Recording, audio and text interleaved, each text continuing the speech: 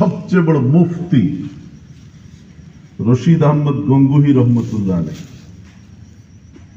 একজন হলো দেওবন্দের প্রতিষ্ঠাতা কাসেম নানুতুবি, আর একজন হলো পুরা ভারতবর্ষের সবচেয়ে বড় শেখুল হাদিস রশিদ আহমদ, আর একজন হলো হাকিমুল উম্মত আশরাফ আলী থানভী রহমতুল্লাহ আলাইহি। নাম শোনেননি?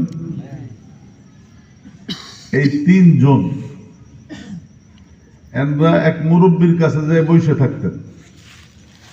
ওই সময় সেই মুরব্বী 6 ক্লাস পড়া। কয় ক্লাস? মৌলানা হইতে 12 ক্লাস পড়তে হয়। মৌলানা হইতে কয় ক্লাস পড়তে হয়?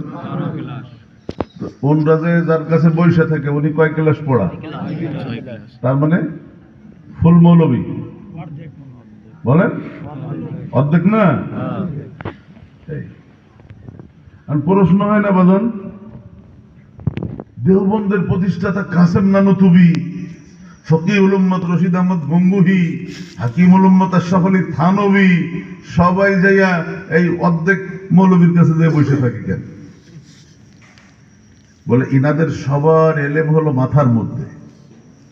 এনাদের সবার এলেম কোথায়? কাসেম নানুতুবির এলেম মাথার মধ্যে, রশিদ আহমদ গঙ্গুহির এলেম মাথার মধ্যে, হাকিমুল উম্মত আশরাফ আলী থানভীর এলেম মাথার মধ্যে, আর ওই যে যেই মুরব্বী 6 ক্লাস পড়া যার কাছে যে বসে থাকে ওনার পুরা সিনা ভরা আল্লাহর মহব্বত।